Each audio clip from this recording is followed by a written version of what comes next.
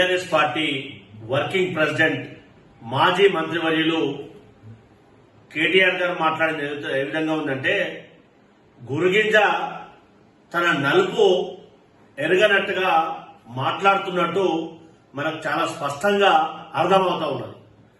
తన పైన వచ్చినటువంటి ఆరోపణలకు నిరూపించుకోకుండా గౌరవ ముఖ్యమంత్రి గారి పైన దమ్ముంటే చర్చకురా, మీపైన ఏసీబీ కేసుంది, మీపైన ఈడీ కేసుంది కాబట్టి నాపైన కక్ష సాధింపు చర్యలు అని మాట్లాడడం అంటే చాలా విడ్డూరమైనటువంటి మాట. ఎందుకనంటే మీరు చేసింది తెలంగాణ రాష్ట్ర ప్రజాధనాన్ని వృధా చేసినటువంటి మీరు కనీసం మంత్రిగా పనిచేసినప్పుడు మంత్రి మండలి యొక్క ఆమోదం లేకుండా, ఫైనాన్స్ మంత్రి యొక్క ఆమోదం లేకుండా రాష్ట్ర ప్రభుత్వం యొక్క ఖజానాను, హెచ్ఎండిఏ ఖజానాను మీరు డైరెక్ట్ గా ఎఫ్ఆర్బి నిబంధనలు పాటించకుండా ఇతర దేశాలకు నిధులు తరలించడం అనేది ఆర్థిక నేరమా కాదా అది సమాధానం చెప్పకుండా నేను సచ్చినూరని చెప్పుకునే ప్రయత్నం చేయడం విచారణలో ఉన్నప్పుడు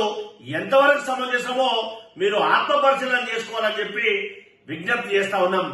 దాంతో పాటు మీపైన వచ్చినటువంటి ఆరోపణలను డైవర్ట్ చేయడానికి బీఆర్ఎస్ పార్టీ తెలంగాణ రాష్ట్రంలో ప్రతిపక్ష పార్టీలే లేకుండా చేసినటువంటి బీఆర్ఎస్ పార్టీ ఇప్పుడు అభివృద్ధికి ఆకాంక్షితులైనటువంటి బీఆర్ఎస్ పార్టీ ఎమ్మెల్యేలు కాంగ్రెస్ పార్టీలో చేరుతుంటే వారిని ఇప్పుడు ప్రజాస్వామ్యం గురించి మాట్లాడుతున్నటువంటి హరీష్ రావు గారు గాని బీఆర్ఎస్ పార్టీ వారు గాని ఆత్మపరిశీలన చేసుకుని మాట్లాడాలని చెప్పి కాంగ్రెస్ పార్టీ పక్షాన సలహా ఇస్తున్నాం. దయచేసి మీరు గతంలో ఏం చేశారు?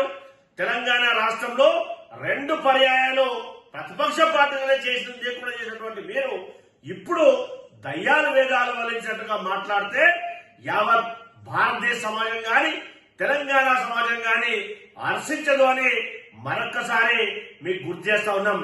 దాంతో పాటు మీ పైన వచ్చినటువంటి ఆరోపణలను ఏవైతే మీరు చేసినటువంటి ఆర్థిక నేరాలు ఉన్నాయో దాన్ని నిరూపించుకోండి.